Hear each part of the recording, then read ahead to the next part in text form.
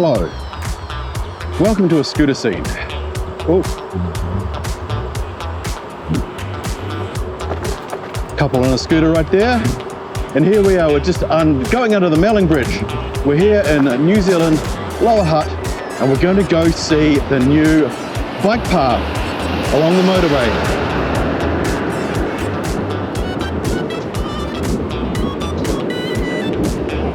I'll just wait till we get past all this traffic so you can hear me. We've just gone underneath the Melling Bridge and we're going to be heading along the stop banks of the Lower Hutt River on the true right of the river, and we're heading south. We're going down towards Petone. And here on my right you can see the whole bunch of deconstruction has been going on here on the right hand side, and that's to make way for the new Melling Bridge that's going to be built. All the houses that were here have been removed, and is currently used as a staging ground, I think, for the upcoming construction, which is going to last 2 or 3 years.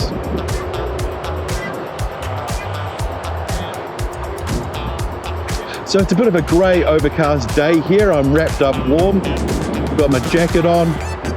I'm just heading out of my lunch break for a bit of a blat along the stop banks. And with any luck, we'll be able to head down along the stop banks and then head in through the town.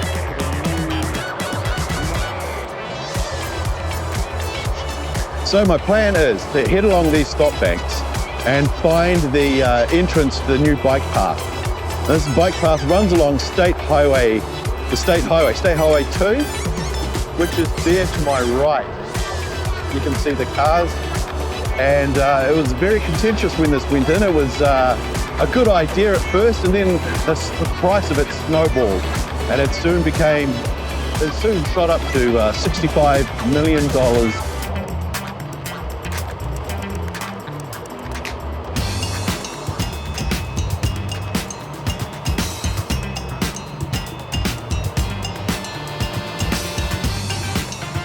So let's go places and see things in Lower Hutt.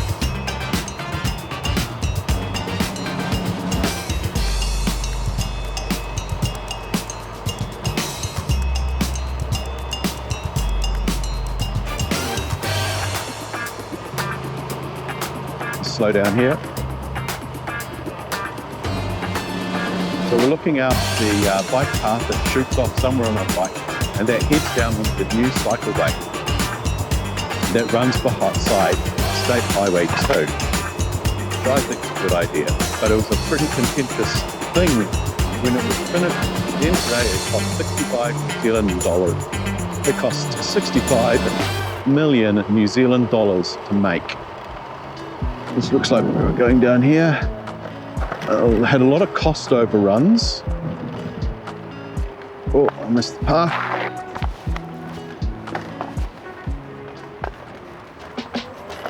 Because of all the services that ran underneath the bike path. They cost quite a bit to make and service. So here we are. What's this? Is this Allistown? I don't know. So I've never been on this particular bike path before. It's all new to me. Street up there to the right is Normandale. Goes up to Normandale. Looks like we're going to go underneath the flyover here. This flyover goes over State Highway 2 and up to Normandale, which is quite an interesting place to go visit.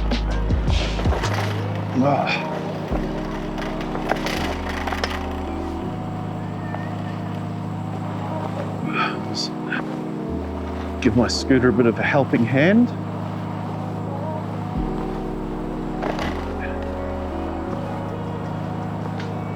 So here we are underneath the Normandale flyover. Is that what it's called?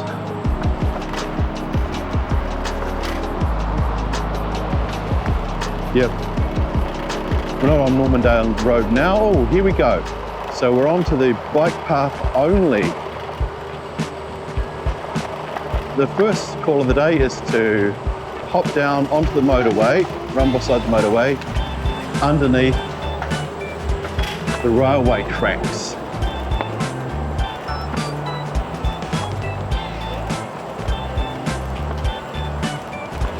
So I've never been on this section of the track before. I've only walked a little bit of it.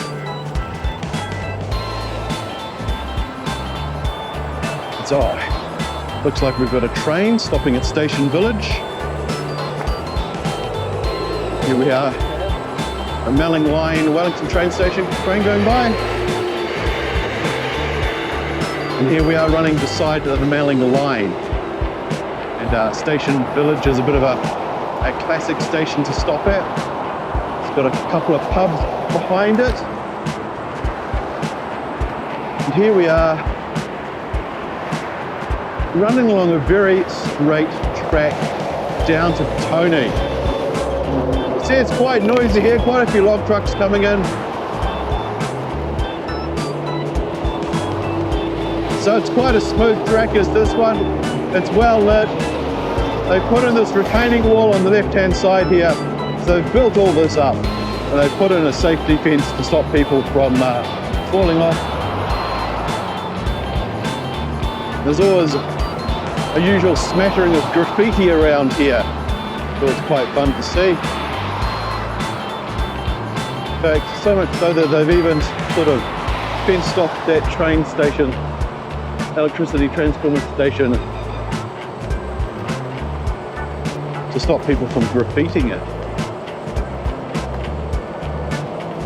So I don't know if straight bike paths are my thing really.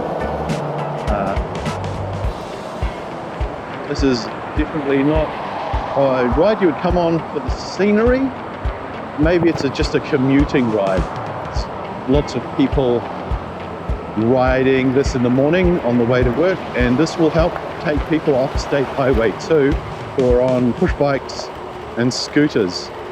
There are more than a handful of people that head all the way to Wellington on this track. So you can get a good shot of that graffiti over there on the back of those industrial buildings. It's going past Highpool now, I think. Now we're going underneath the Dowse Interchange. That's quite a surreal feeling.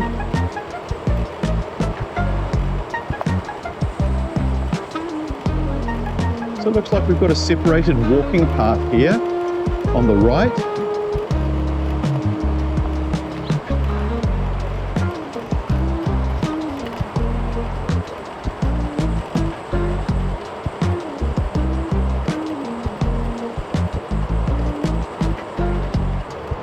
On the right-hand side, across State Highway 2, you can see just on the far side all that greenery, that's Percy's Scenic Reserve, which is quite a nice little reserve to walk around. It's got a fantastic waterfall at the end of it. Great walk up to the waterfall, which I think I might be doing later on. Now if I edge to the left here, you'll see where the Hutt line and the Melling line are about to converge as we follow the track to south.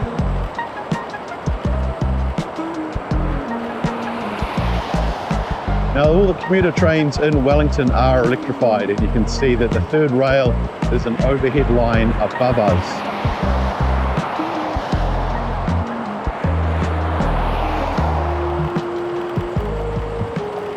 Oh, looks like there's a school group out on the other side of the road going for a walk. All they're up to.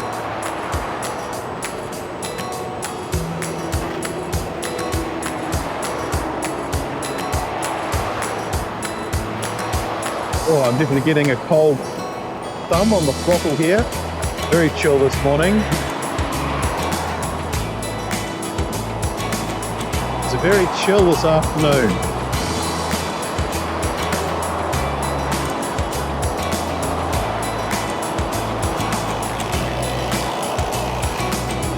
So as far as a commute goes, this is a pretty direct route into Petone.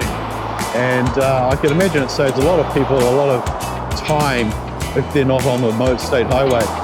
So this highway to the right of us isn't a motorway, so cars share the road with scooters, cyclists, and people who push prams and ride horses, I guess. Got another interchange, another flyover coming up here.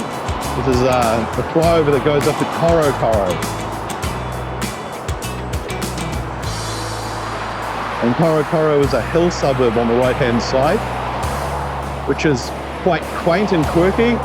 Getting up to Korokoro, the road's quite windy and dangerous feeling, but they have painted the fence there an exceptionally bright colour of white. So I'm sure that'll save a lot of people from falling off the side of the road. Now we're just about to come into the car park here at Petone train station. And so they've routed the bike path through the car park. I've got to keep an eye out for pedestrians and people coming out of the cars. So I guess in order to build this bike path, they have actually lost quite a bit of parking. The car park here. It's a park and ride. People drive in, park their cars, and then ride the train into Wellington.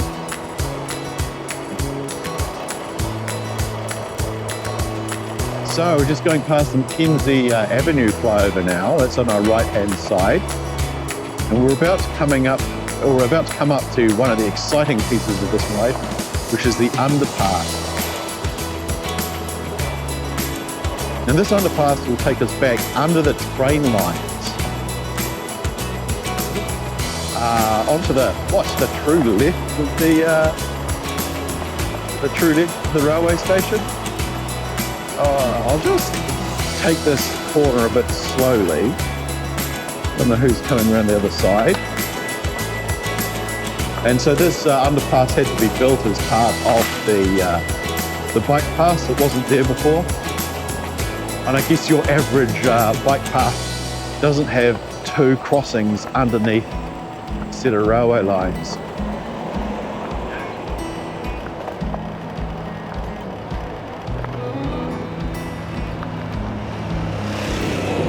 Now this is an existing bike path here. I don't know if they've zhuzhed it up a bit since they've put in the first one.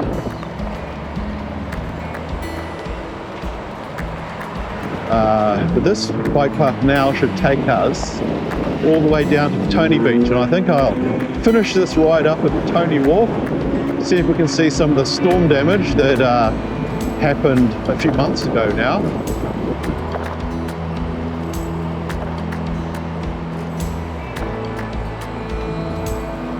Just got to head over Korokoro stream.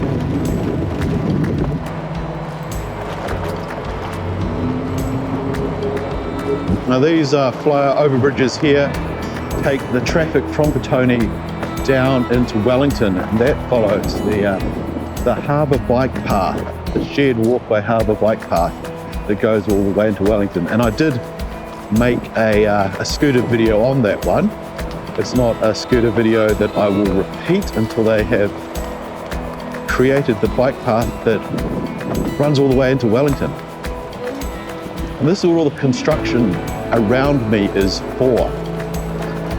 So all this construction and the traffic control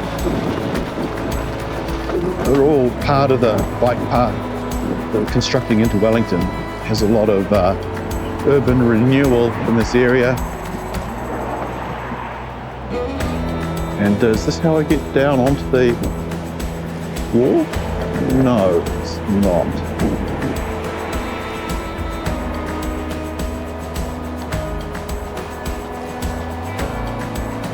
Okay, let me get my bearings. I'm looking on the lookout for a bit of the walkway that was damaged in the storm. It's all quite fun to go have a look at.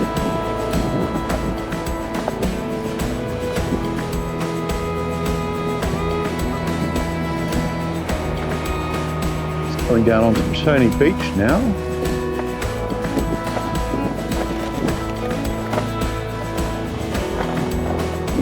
Oh, I think they fixed it.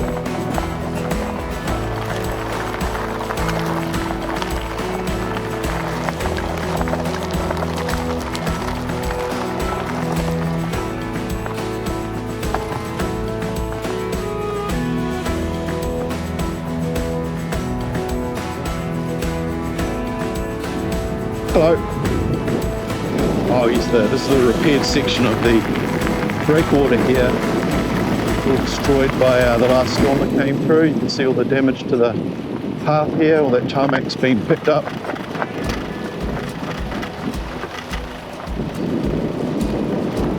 Tarmac here has all been destroyed.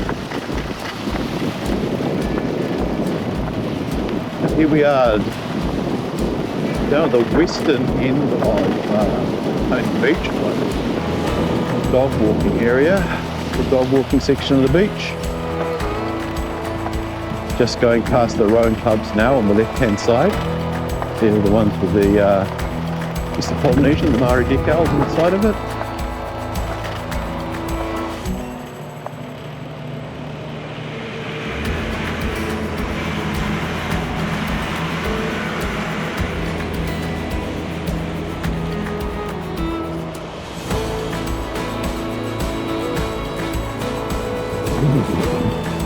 I guess for a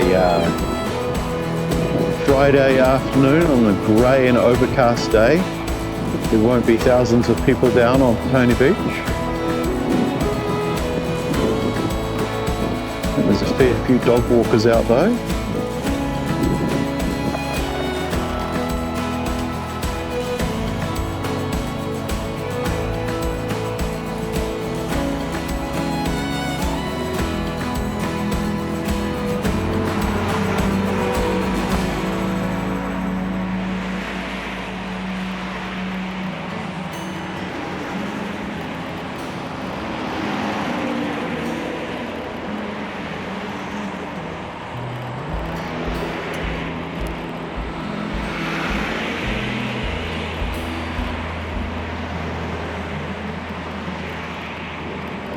So I'm coming to the end of my ride here today. It's just a bit of a breath of fresh air, bit of a blast on the scooter. And here we are just coming up to the pier in Petone. It's been closed for a number of years now. So it's a earthquake risk, or it's in danger of falling down.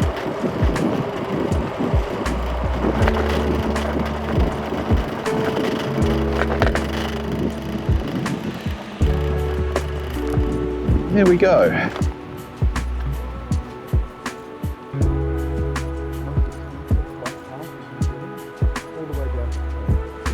So there you have it, the most expensive bike path in New Zealand, all the way down to Petone Beach.